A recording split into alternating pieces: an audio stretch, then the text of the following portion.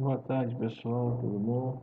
Aqui é o professor André, professor dos primeiros anos E F da tarde, disciplina de Geografia, e também professor do EJA, Ciências Humanas, tá?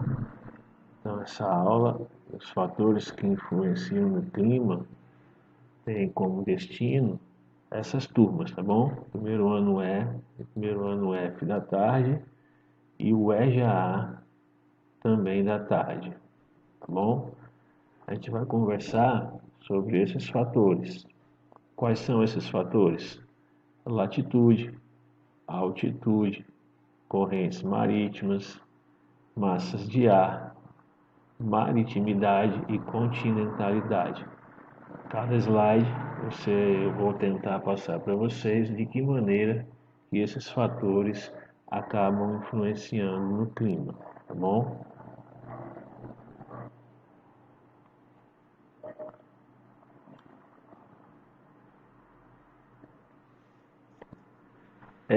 Latitude.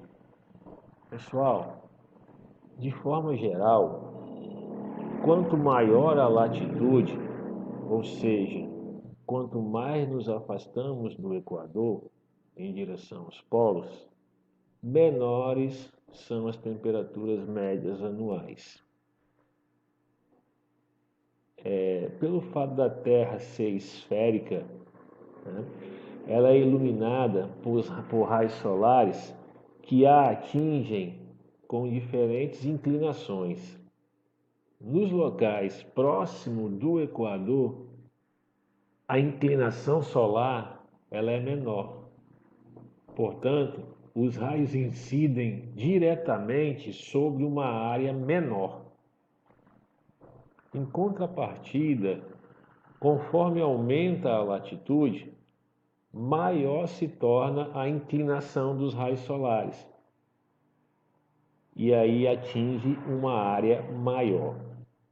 Como resultado, a intensidade de luz incidente é diferente e a temperatura média tende a ser maior quanto mais próximo do Equador e menor quanto mais próximo aos polos.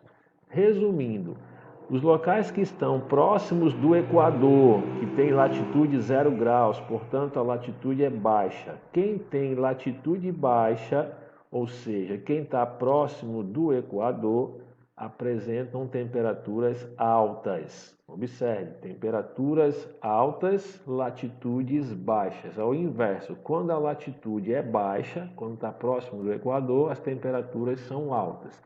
A partir do momento que você se afasta do Equador, as latitudes vão aumentando. Quando a latitude aumenta, a temperatura tende a ficar baixa. Então, são grandezas inversamente proporcionais. Latitude baixa, temperatura alta. Latitude alta, temperatura baixa. Isso acontece por conta da incidência solar, que não é igual pelo fato da Terra ser esférica, ok?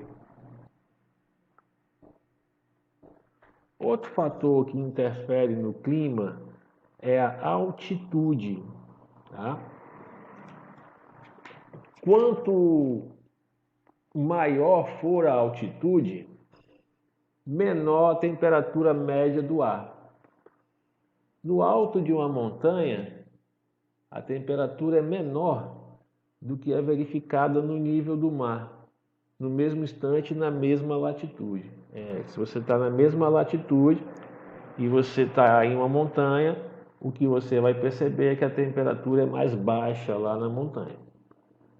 Quanto maior a altitude, mais rarefeito se torna o ar.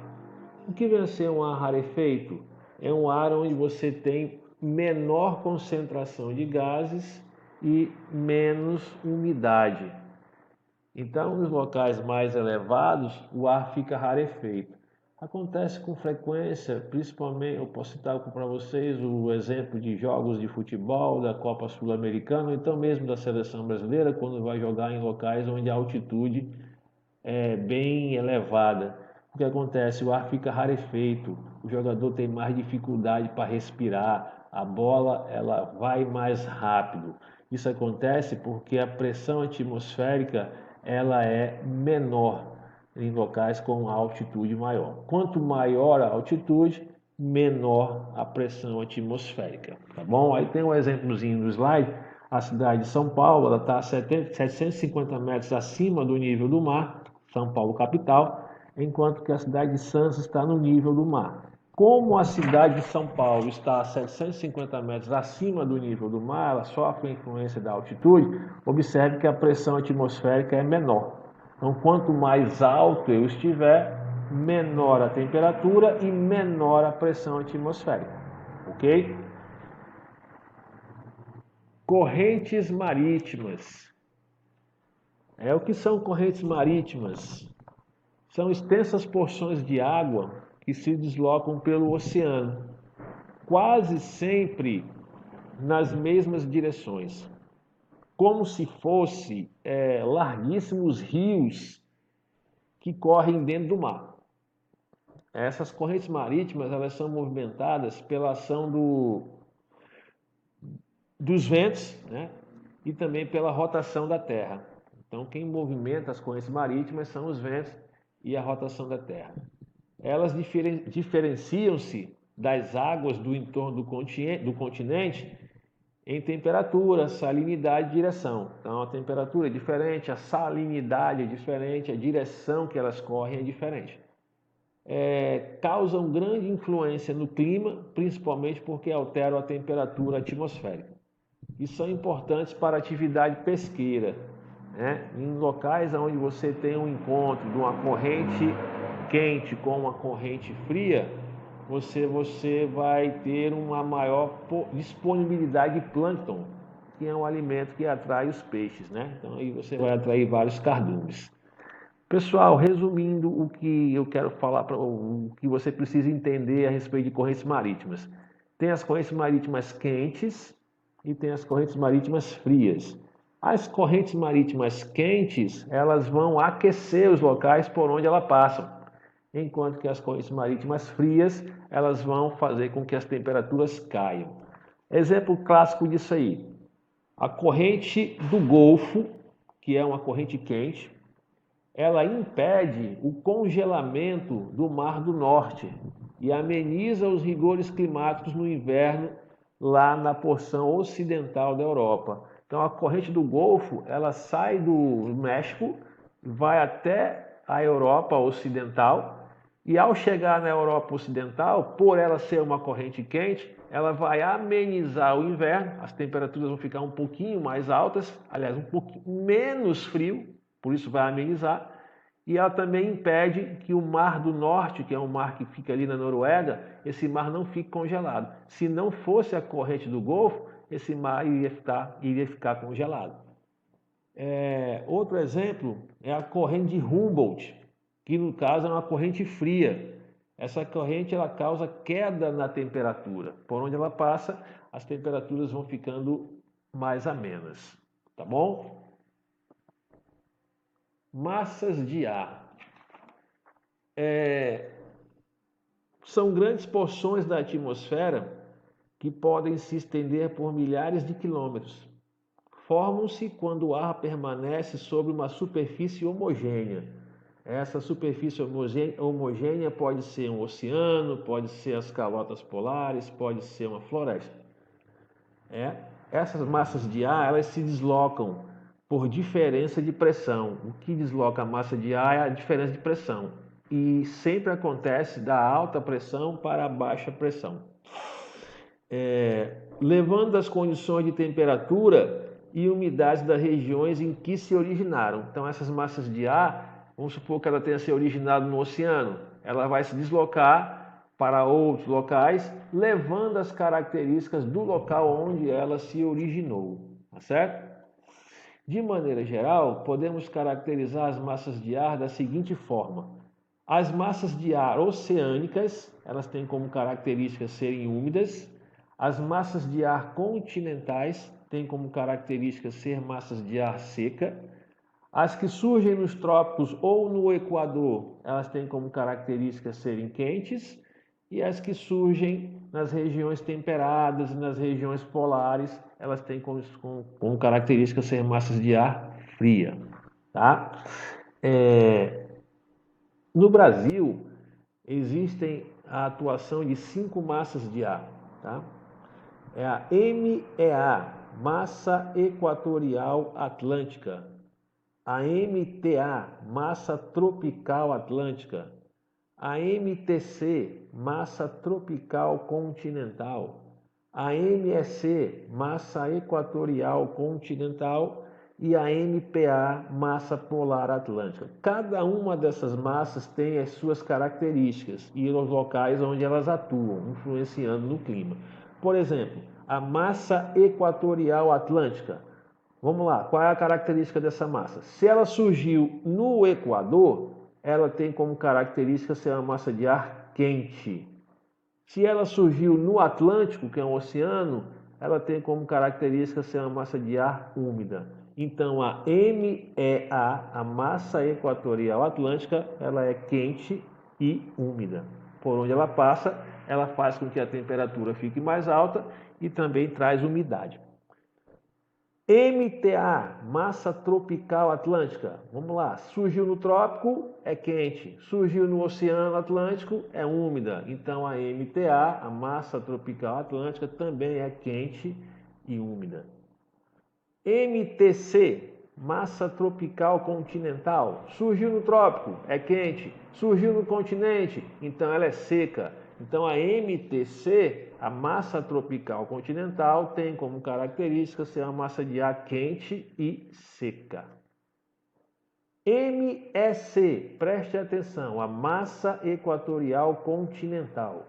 Vamos lá, se ela surgiu no Equador, ela tem como característica ser uma massa de ar quente.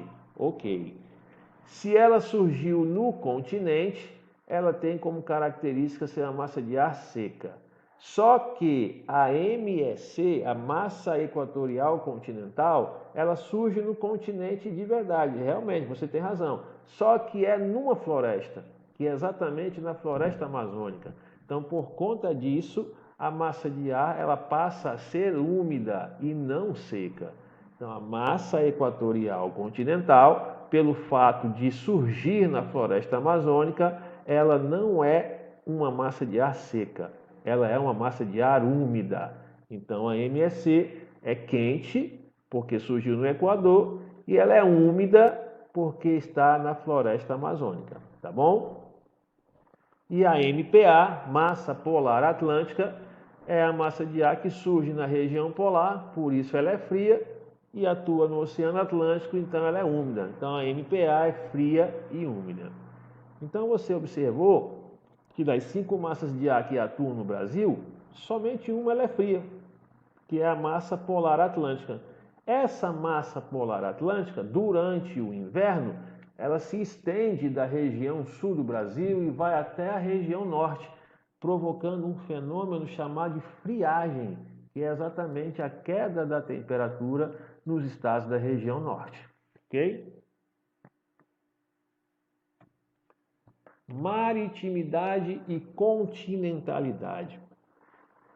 A maior ou menor proximidade de grandes massas de água exerce forte influência não só sobre a umidade relativa do ar, mas também sobre a temperatura. Em áreas que sofrem influência da continentalidade, ou seja, localizadas no interior do continente, distante do oceano, há maior variação de temperatura ao longo de um dia do que em áreas que sofrem influência da maritimidade, que são próximas ao oceano. Então, assim, existe o que nós chamamos de amplitude térmica. O que é a amplitude térmica? É a diferença entre a maior e a menor temperatura. As áreas que sofrem influência da maritimidade, que estão próximas do mar, apresentam uma amplitude térmica muito baixa. Essa diferença entre a maior e a menor temperatura é muito pequena em áreas que sofrem a influência da maritimidade. Já em locais que sofrem a influência da continentalidade, porque estão afastadas do mar, essa amplitude térmica, ou seja, a diferença entre a maior e a menor temperatura, passa a ser alta. Um exemplo clássico disso aí é a cidade de Quixadá, por exemplo, ou então de Canindé, que são afastadas do mar, sofrem a influência da continentalidade. Durante o dia a temperatura é muito alta, mas quando cai à noite, quando chega à noite, a temperatura cai bastante. Então, quando você pega a máxima do dia menos a mínima do dia, você vai ter um valor alto. Então significa que a amplitude térmica é alta. Quando a amplitude térmica é alta é porque a cidade sofre a influência da continentalidade, ok? Então, pessoal, a gente vai ficar por aqui e caso as aulas continuem de forma remota, no próximo encontro a gente vai continuar falando sobre clima, né? E se acontecer de nós voltarmos aí presencialmente, a gente se encontra na sala para falar também sobre essa temática. Bom, agradeço aí pela paciência e que fiquem todos com Deus.